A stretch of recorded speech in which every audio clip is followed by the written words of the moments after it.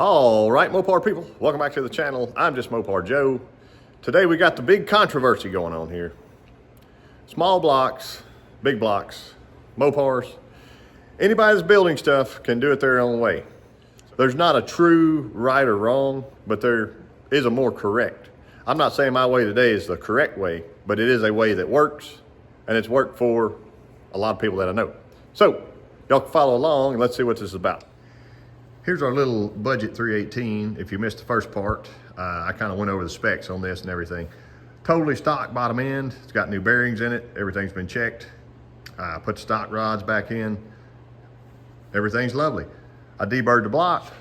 I went ahead and put our all 8 pistons in because I'm still waiting on my heads to get here. So I had to do something.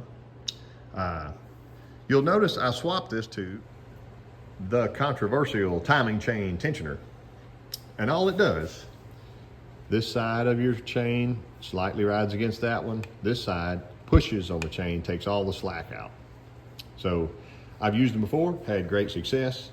I think they're as controversial as a flat tappet cam because some people have used them and have claimed to have failures with them. I've never had a failure with this before. And I did not use one, you'll notice on our Little Red Express engine, it had a higher quality chain. But on this situation, I've got the plain old Cloys right here. And it's got the 3 keyways. So this is like the basic engine rebuilder. This is what I would use. And I think a lot of people have reported their chain digs into this somehow. I've never had that happen on any double chain. So obviously we're gonna have a discussion in the comments about it, but today I'm degreasing this cam in with this timing chain tensioner on. And my friend Rodney Bird suggested, hey, what about that top bolt? Are you going to use the oil hole in it? And I said, what do you mean? Because a lot of people use the through hole bolt. See, I drilled that one today. I think it's 1/8 inch. Big and as safe as I could do it. And then I kind of chamfered that back edge. Got a little piece of fuzz on there. Anyway, they would use that to spurt their timing chain.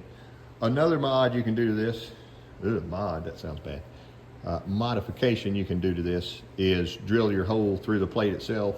Just like this plate had my little cup plug, it has a tiny little hole behind here. I could drill this and it would send me some pressurized oil to the front.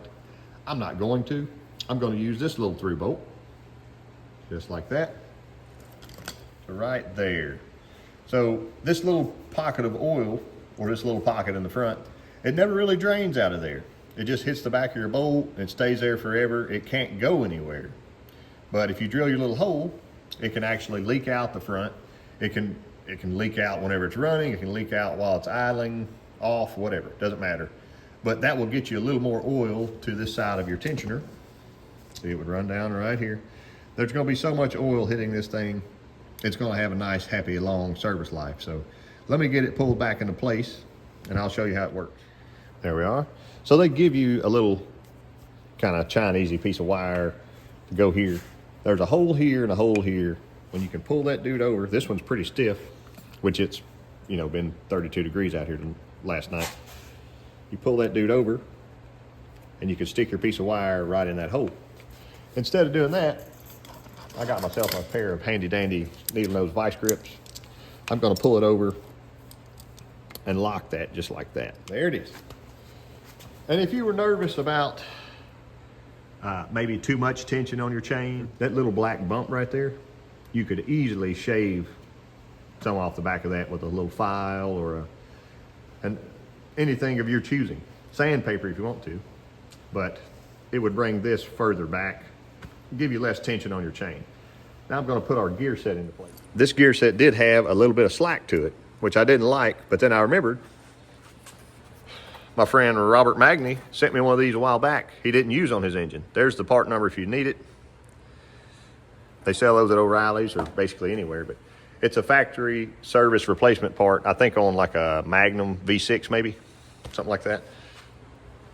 We're looking for the kind of the dome shape instead of the house. The house means advance. So we use the dome and the dot. Dot, dot, dot, dot.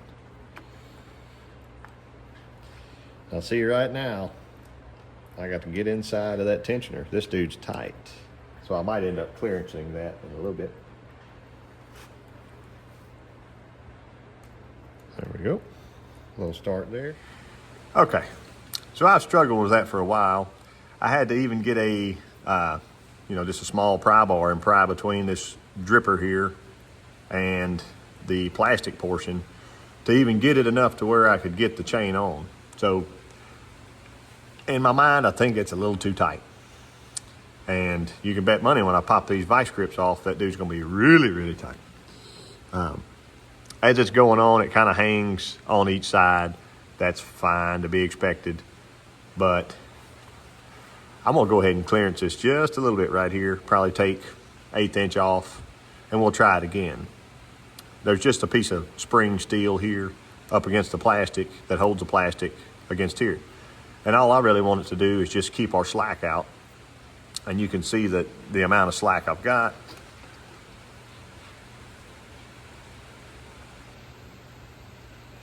There we go. You can see the amount of slack that I have there. You could run it without a tensioner. In a brand new engine, you'd like your chain to be a little tighter. But the tensioner's there for the next 10 years. As the chain loosens, it'll just keep on taking it out. So I don't want mega friction on it. I would just like it to be there for support. Also, I don't want it flapping in the wind. So I'm going to shave her down a little bit. So I got a little greedy when I was prying between my dripper and my tensioner. And when I clamped, my little tab broke off. Womp womp. That's fine. I got it into place now. I took about a good 1/8 of an inch off that little nub there. So you can still see that little bit of slack. This side is pulled arrow straight, dot, dot, lined up. Let's try to degree this cam in now. I made myself a little piston stop earlier. It's the same one I use on a big block, except I had to drill another hole to be able to connect the head pattern for a small block. Same old stuff, different day. So I know where my zero is now. I'm gonna find max lift. I'll bring you around for that. This is not the actual roller lifter I'm using in this engine, but it'll be just fine for what we're doing.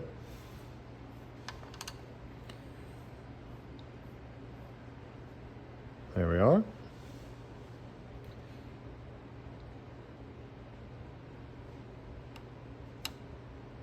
I like it.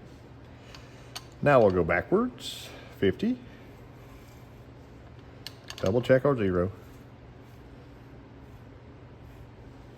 Just a shade too far.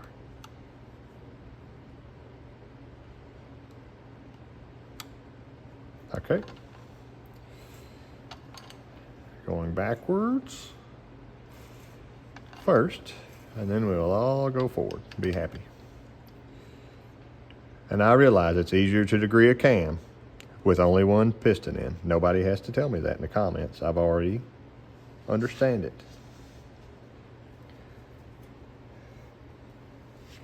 There's us 50. Call that one 63.5.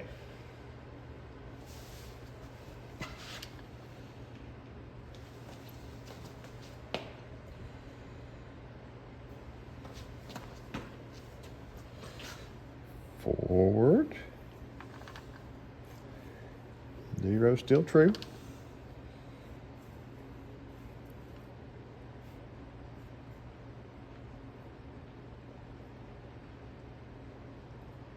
Right there.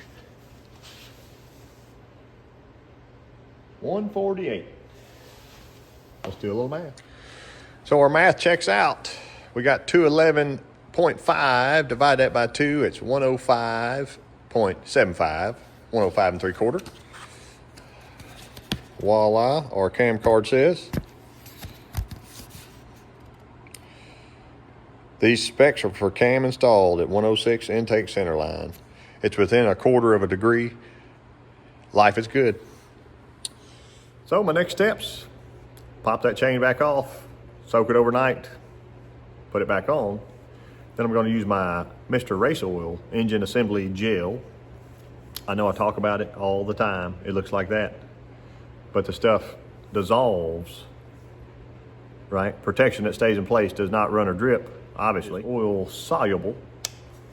and it'll give it that initial lube for the startup, turning it over by hand, doing all the stuff that you do.